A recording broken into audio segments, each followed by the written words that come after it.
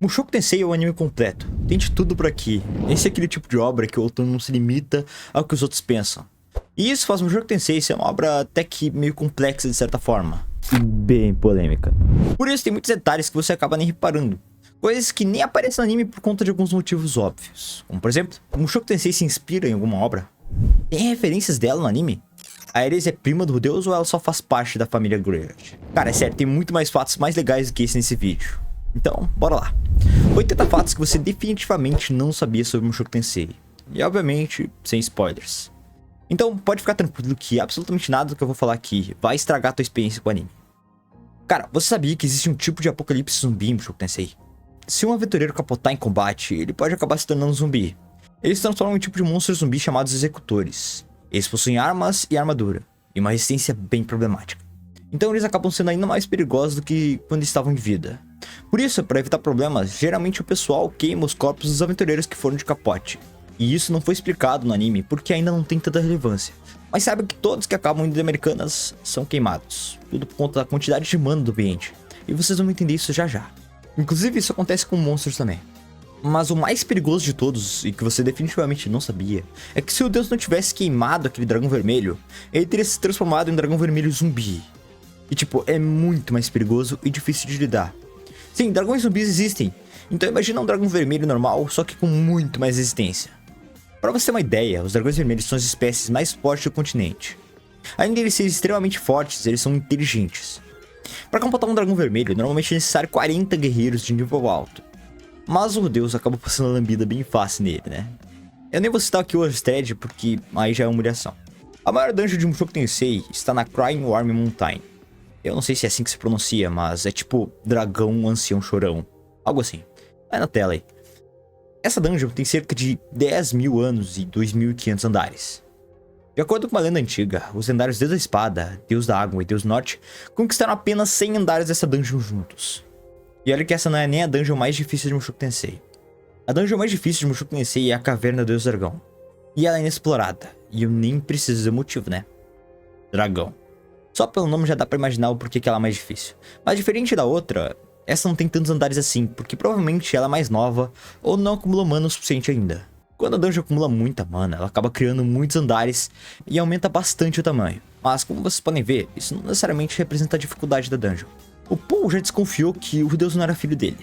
Isso porque, bom, o bebê era muito esperto. E bom, o Paul não era tão esperto assim, não era lá o Einstein, criança. Pra você ter uma ideia, o Paul teve que literalmente checar todos os possíveis parceiros da Zenith pra ter certeza que o deus era realmente filho dele. Tudo porque ele é muito burro, né? Não tem muito o que fazer, eu entendo. A Roxy e o deus possuem quase a mesma idade. Só que, né, isso a gente tá falando da idade mental mesmo. Porque se você for somar a idade toda do deus com a antiga, você vai ver que, bom, 16 é o que ele tem atualmente. E 34 é o que ele tinha na vida passada, e isso dá 50. E a Roxy, pra você ter uma ideia, ela tem cerca de 40 a 60 anos. Bom, não sabe exatamente a idade dela, mas dá pra ver que é bem parecido com a do deus. Você lembra daquele sequestro da Ares que teve lá na primeira temporada? Pois é, ele foi planejado pelo Darius. Não o Darius do LoL, né? Aquele Darius gordo, careca, que tava querendo trollar a princesa. Arco e flecha não são populares em Mushoku Tensei. Na verdade, é muito raro você ver algum por aí. E isso acontece porque antigamente essas armas foram muito utilizadas pelos Superds. Hoje em dia eles consideram arco e flecha como armas amaldiçoadas. Mas a influência do deus foi tão grande que quando a maldição quase se desfez, a gente conseguiu ver um arco e flecha sendo utilizado pela Sarah, se não tô enganado. Se não foi por ela, foi por alguém do grupo ali. Antigamente isso era meio que um tabu. Mas quando o Jed fez o Calvão de Cria, o pessoal meio que acabou esquecendo dessa maldição, ou meio que desconsiderando tudo. Você sabia que a Ares é realmente prima do deus? Ela é prima, mas é de segundo grau, e o nome dela completo é Ares Boreas Greyrat. Eu acho que é meio óbvio, mas tipo, é bem legal de colocar aqui. Mas o que você definitivamente não sabia é que o Pilemon é tio do deus, e logicamente ele é irmão do Paul, e também ele é pai do Luke. E mano, o Pilemon tinha 10 anos quando ele teve seu filho, Luke. E ele obviamente é primo do deus, né? Nem preciso dizer. Ah, e fica como um extra aqui, é que o Luke nunca viu a Sylphie como uma pretendente. Ele é garanhão sim, mas ele só se interessava por garotas com muito respeito, entende? Por isso o Skywalker só via a Sylphie como uma amiga mesmo. Quando o deus era um bebê, a Lilia genuinamente pensava que o deus estava possuído pelo demônio. Isso porque ela realmente acreditava muito em superstições. E pra ajudar, o deus tinha aquele olhar diabólico mesmo, né, mano? Então não tinha jeito. Então, uma vez ela até comprou alguns itens de exorcismo e fez um ritual secreto pra tentar afastar o demônio do deus. Só que ela acabou desistindo, né? Porque isso foi meio inútil. O deus não parava de ser daquele jeito. Obviamente ela guardou o segredo da família. Ela até iria contar, mas obviamente isso não ia dar certo. O deus era tão encapetado que a Lilia tinha um medo absurdo do bebê matar a família inteira depois de crescer. Pois é, eu achei ela lúcida até. O deus era um diabo quando era bebê mesmo, não tem jeito. E o pior é que isso não foi do nada. Isso já aconteceu uma vez, quando ela ainda trabalhava de Combat Mage. Eu não sei se é realmente essa pronúncia, mas vocês vão entender o que é uma Combat Mage bem certinho depois. Mas é por causa disso que ela tinha tanta certeza que, bom, ia dar BO naquela família. Alguma coisa ia acontecer. Inclusive no passado, a Lily era uma empregada espadachim. É isso que eu tava querendo dizer com Combat Mage, tá ligado? Ela se vê como uma empregada comum, só que ela também defendia a princesa Ariel. Uma vez ela até salvou a princesa de uma tentativa de assassinato. Durante o incidente, a Lily acabou perdendo o equilíbrio e acabou com uma lesão na perna. Além disso, essa lesão fez ela ser incapaz de correr. Então, talvez seja por causa disso que ela decidiu virar uma empregada doméstica normal para a família Greyrat. Aliás, não foi à toa que ela foi para a família Greyrat. Ela já conhecia o Paul faz tempo. Pra você ter uma ideia, a Lily e o Paul eram colegas no dojo de espadachins quando eram mais novos. Então ela querer dar uns pegas no Paul não era tão do nada assim. Provavelmente ela tinha uma vontade reprimida desde aquele tempo. Eu não sei se sabe um fato, mas eu tô deixando bem claro o que eu tô pensando, tá ligado? Isso aqui não é bem um fato, então pode se considerar. Comenta aqui o que você acha disso, tá? Isso é só o que eu penso. E já aproveita e se inscreve e ativa o sino, mano. Assim você me ajuda e também não perde sempre que tem vídeo novo. Bom, pra você ter uma ideia do quão forte a Lily é, bom, ela é rank intermediário no estilo Deus Espada da Água. E isso dá pra ver que ela é bem mais fraca que o Paul, que é avançado em todos os ranks de espada. E já que a gente tá falando de guerreiro, então bora falar deles. Em um jogo Tensei, geralmente apenas uma pessoa em 20 possui talento pra ser um guerreiro. Ou seja, é bem raro alguém conseguir transformar a mana em aura. Dessas 20 pessoas que têm talento pra ser guerreiro, apenas uma pode ser considerada um mago. Claro, isso é só uma estimativa do quão raro é uma pessoa ter potencial pra ser um mago e um guerreiro ao mesmo tempo. Poucas pessoas sabem magias de classe de cura. Tipo, magia de ataque divino, cura, barreira e desintoxicação. Todas elas meio que fazem parte da classe magia de cura. E a magia de cura meio que faz parte de 3 tipos de classe de magia, que são magia de ataque, magia de invocação e, obviamente, magia de cura. No caso, a maioria do conhecimento sobre magia de cura é praticamente monopolizado pela Igreja Milice. Embora algumas pessoas ainda conseguem fazer o básico dessas magias, sem nem precisar fazer parte dessa igreja. A demônia Krishika só precisa se alimentar uma vez por ano. O sistema digestivo dela é muito mais lento. Inclusive é por causa disso que ela deu o olho demoníaco por Deus. Ele realmente conseguiu alimentar ela por 1 ano graças ao Deus Homem. Por isso faz sentido ela simplesmente dar um olho roubado. O Deus não é especial. Todo o poder que ele possui, qualquer um poderia conseguir, contanto que seguisse os mesmos passos que ele. Tudo com exceção do conhecimento teórico de química e ciência no geral. Sim, ser um nerdola te deixa forte aqui, mas eu vou falar melhor sobre isso no final do vídeo. Ainda sobre o Deus, você sabia que o treinamento que ele faz é o mesmo do Saitama? No mangá é deixado claro que o cara literalmente faz 100 abdominais, 100 agachamentos, 100 flexões e corre 10 km todos os dias. Ele cita o Saitama como mestre que criou esse tipo de treinamento básico e simples, só que extremamente difícil. Mas eu acho que ele não é louco o suficiente pra não fazer pausas igual o Saitama, né? Mushoku Tensei faz referência ao filme O Chamado, lá nos primeiros episódios do anime. Você se lembra quando a Roxy conta sobre os supériores por Deus? Então, assim que ela fala isso no anime, passa uma cena de uma mina saindo de um poço e indo pra tela. Bom, eu nem preciso dizer quem ela aparece. Tá aí na tela. Em Mushoku Tensei, uma moeda de ouro do reino de Asura vale mais ou menos a mesma coisa que $1000 do nosso mundo. Para se graduar na escola de Hanoa, você provavelmente vai gastar cerca de 3 moedas de ouro. Quando o Deus trabalhava como tutor da Ares, ele ganhava cerca de $200 por mês, 2 moedas de prata de Asura. Apenas uma a cada 100 pessoas que se formam na escola de magia é de nível avançado, o que equivale uma a cada 40.000 pessoas. Itens mágicos são itens capazes de conjurar feitiços sem depender da mana do usuário. Inclusive a Sarah tem um brinco mágico desses. Porém, a maioria desses itens só possui habilidades praticamente inúteis. O Deus jogava um jogo chamado Guilty Gear antes de ir pro mundo de Mushoku Tensei. E este jogo existe. O Deus sempre disse que era um gamer profissional, mas na verdade era só delírio mesmo. Ele só mente pra todo mundo dizendo que era um. O anime amenizou muito quão podre o Deus é. Inclusive o autor já teve que se explicar no Twitter no mínimo 2 vezes só por causa dele. Isso é pra tu ver o quanto esse personagem é polêmico, mano. Pra você ter uma ideia, no primeiro capítulo da novel, ele estava vendo um H em vez de ir pro funeral dos pais. É, rapaz, ele realmente é podre, mais do que você que viu o anime esperava. Inclusive, meu próximo vídeo é só sobre isso. Vai aparecer no card aí, viu? Recentemente, o autor disse que o Deus não vê a escravidão com olhos tão ruins assim. Isso porque, naquele mundo, as coisas são assim e ele simplesmente aceita. No mundo de Mushoku Tensei, a escravidão é tratada de forma leviana. Pra alguém virar escravo, essa pessoa tem que estar fundada em dívidas. E de acordo com Deus, se essa pessoa está fundada em dívidas, ela não vai ter nem o que comer. Então, sim. Essa é uma forma totalmente distorcida e eu concordo. Mas não significa que o autor da obra tem esses mesmos pensamentos. Isso ele deixou bem claro, ele não tolera a escravidão. E agora, por outro lado, o Deus não tolera sequestros e esse tipo de coisa. Tanto que ele já liberou um monte de escravos lá na segunda parte da primeira temporada, se não me engano. E cara, isso tudo acontece porque Mushoku Tensei é um mundo baseado na era medieval bem mais antiga. Lá, as leis e a moral eram totalmente diferentes do que é hoje em dia. Uma pessoa considerada adulto quando completa 15. Matar não tem punição tão severa assim. E a escravidão era algo bem comum também.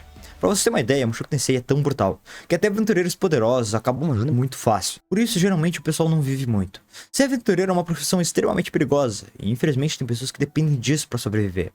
E o maior exemplo foi aquele trio de crianças que, bom, um deles acabou indo de base lá no Continente Demônio, na segunda parte da primeira temporada. Aquele que acabou indo por conta de um erro do Deus. E cara, isso é trágico, mas acontece o tempo todo, principalmente nesse continente. E falando no Continente Demônio, lá é tão pobre que as especiarias valem fortunas. E com isso eu digo temperos, tá ligado? Essas paradas. Comida boa lá também é extremamente raro, principalmente por conta do clima. Aventureiros comuns não conseguem tancar o Continente Demônio. Mas você diria que o Deus é um aventureiro comum? Bom, como todos sabem, ele é bem forte. Porém o maluco quase foi de vala pelo menos 2 vezes só na primeira temporada. A primeira foi tentando defender a Ares. Lá quando a Ghislaine estava tentando defender ele de um ataque quando ele estava no ar, se lembra? A segunda foi na segunda parte da primeira temporada, lá do Reino das Feras, que é de onde vem a Ghislaine. E isso sem considerar a vez que ele quase foi de vala por causa do Orsted, né? Deve ter tido muito mais vezes que isso, e é pra tu ver que esse mundo é realmente brutal, mesmo o Deus sendo muito forte. Bom, outro fato interessante é que, assim como antigamente, em Mushoku Tensei a maioria dos nobres são gordos e obesos.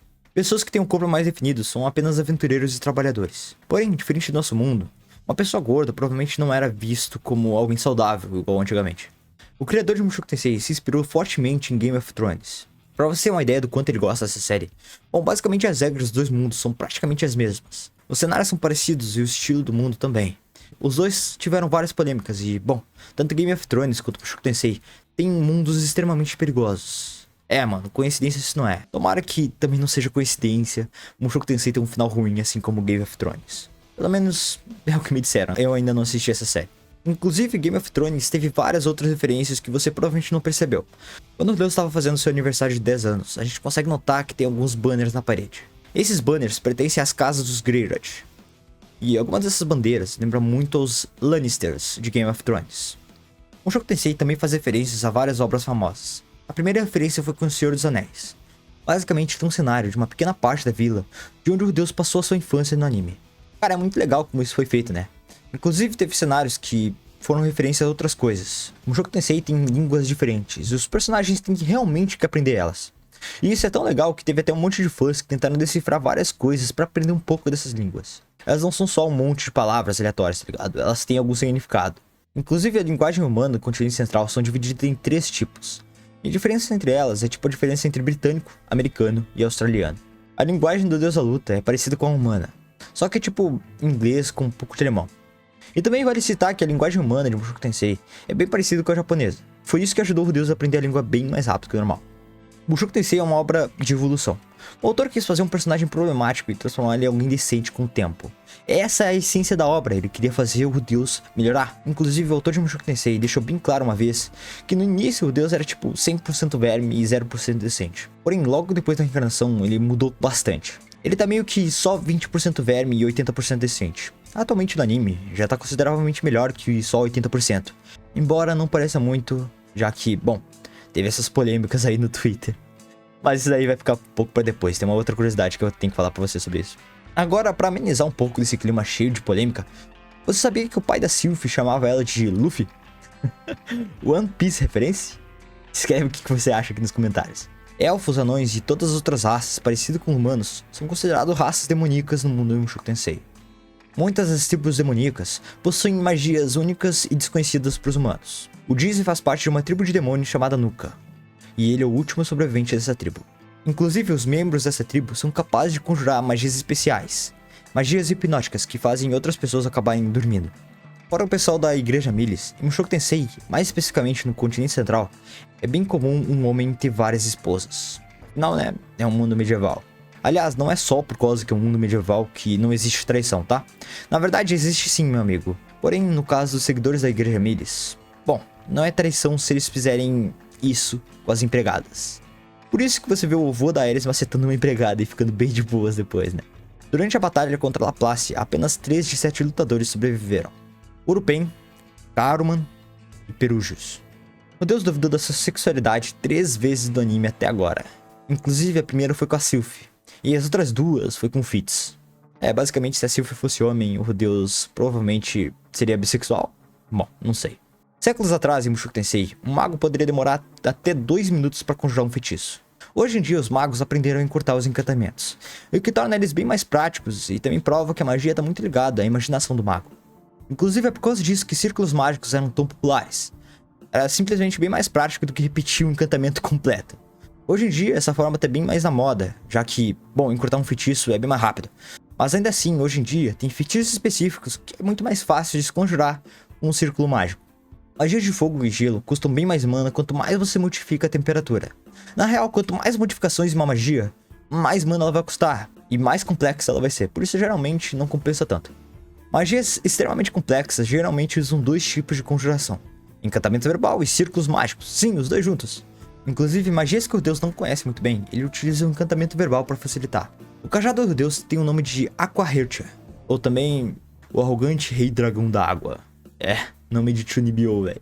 Esse cajado foi feito especificamente para os magos de água, mas diferente do que muitos pensam, ele não foi feito só para as magias de água, ele não amplifica só as magias de água.